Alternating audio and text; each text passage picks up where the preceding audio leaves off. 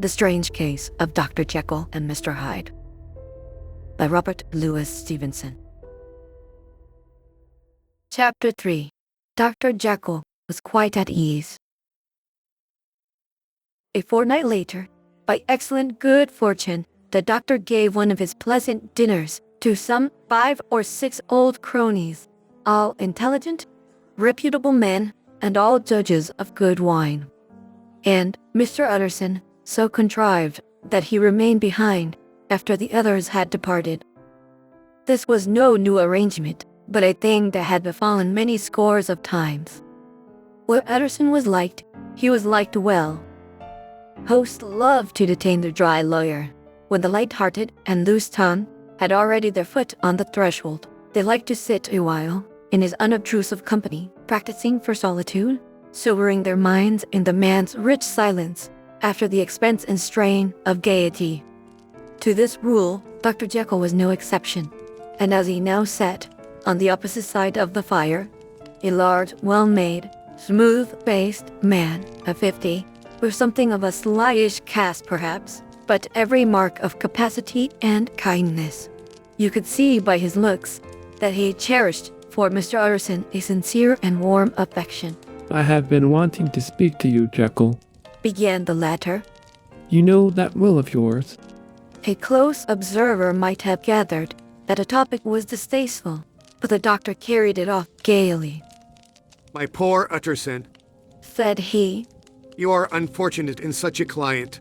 I never saw a man so distressed as you were by my will, unless it were that hide-bound pedant, Lanyon, at what he called my scientific heresies.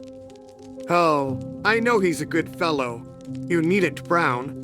An excellent fellow, and I always mean to see more of him. But a hide-bound pedant for all that. An ignorant, blatant pedant. I was never more disappointed in any man than Lanyon." "You know, I never approved of it," pursued Utterson, ruthlessly disregarding the fresh topic. "My will? Yes, certainly I know that," said the doctor, a trifle sharply. "You have told me so." "Well, I tell you so again," continued the lawyer. "I have been learning something of young Hyde." The large, handsome face of Dr. Jekyll grew pale to the very lips, and there came a blackness about his eyes. "I do not care to hear more," said he.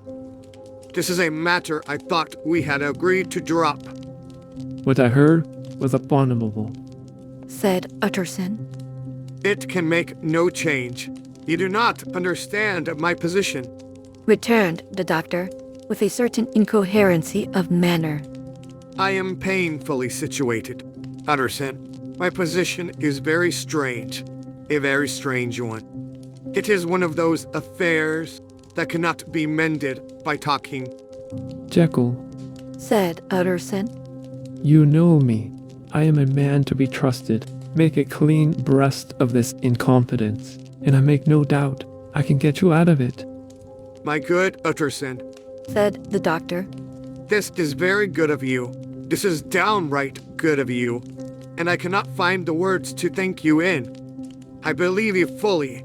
I would trust you before any man alive. I, before myself, if I could make the choice. But indeed, it isn't what you fancy. It is not as bad as that. And just to put your good heart at rest, I will tell you one thing. The moment I choose, I can be rid of Mr. Hyde. I give you my hand upon that. And I thank you again and again. And I will just add one little word, Utterson, that I'm sure you'll take in good part. This is a private matter, and I beg of you to let it sleep." Utterson reflected a little, looking in the fire. "I have no doubt you are perfectly right," he said at last, getting to his feet. "Well, but since we have touched upon this business, and for the last time, I hope," continued the doctor, "there is one point I should like you to understand. I have really a great interest in poor Hyde. I know you have seen him. He told me so, and I fear he was rude. But I do sincerely take a very great interest in that young man. And if I am taken away, Utterson, I wish you to promise me that you will bear with him and get his rights for him. I think you would if you knew all, and it would be a weight off my mind if you would promise. I can't pretend that I shall ever like him. said the lawyer. I don't ask that. Pleaded Jekyll, laying his hand upon the other's arm. I only ask for justice. I only ask you to help him for my sake when I am no longer here. Utterson heaved an irrepressible sigh. Well, Said he. I promise.